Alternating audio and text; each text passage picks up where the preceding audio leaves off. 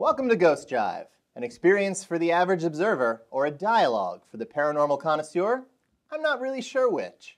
I'm Chris, I'll be your guide. Let's get haunted.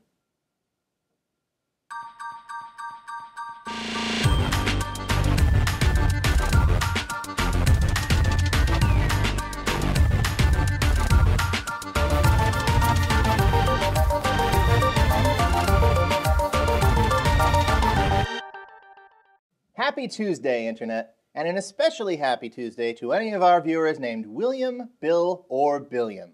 Today's ghost is practically a brother to you all, the Wisp. A note as we start our review. Because we know it doesn't show up on camera, the producer is following the Wisp with a laser pointer. We think it's valuable for all of you to be able to see its delicate patterns of movement and fluttering. This is, unsurprisingly, a Celtic sort of ghost. They do love their O's over there. The will part doesn't come from the word will, meaning, say, volition or desire. It really does come from the name William. And it resembles a flickering, shimmering, dancing lamp, which is where the wisp part comes from. But the Wisp does go by another very interesting name. And no, I don't mean Ignis Fatuus, all you Latin lovers out there. No, I'm talking about Jack. Jack O'Lantern. And the specimen we have here in the studio does have a sort of orange tint to it, so I can see where that comes from. It's a Class C, no doubt, though, because you can look at it with the naked eye. Class Bs require sunglasses, and Class As, welding masks. It's I wouldn't say it's a fresh smell, but a smell that holds the promise of freshness, very much like the bright orange leaves of a New England fall. Hey, if we're not careful, New Yorkers will start ghost peeping up here too. Tasting. Okay. Yes. To be honest, this is delightful. The Wisp isn't really a frightening sort of ghost, and that's coming through strongly right now.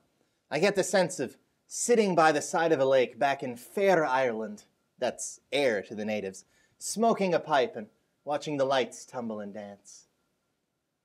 To say that a person or a place is haunted by this ghost is kind of a misnomer, I think. It's practically decorative. If Bed Bath & Beyond could harness its power, I think they'd make a real killing in the market. One could even say that,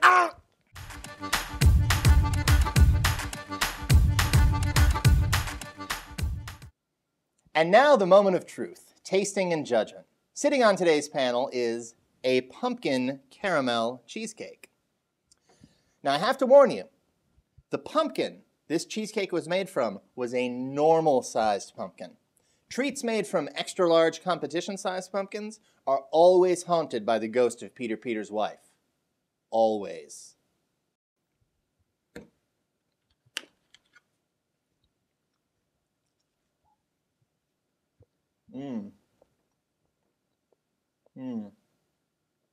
Yeah, okay.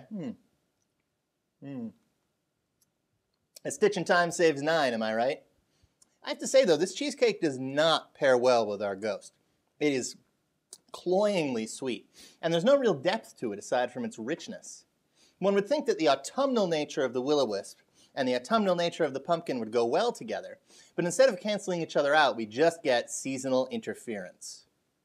I could see this pairing working at, well, yeah, at a birthday party. You'd already be fired up from the celebration, and the sweetness would be exactly what you're looking for. In fact, I think you can... Oh, God!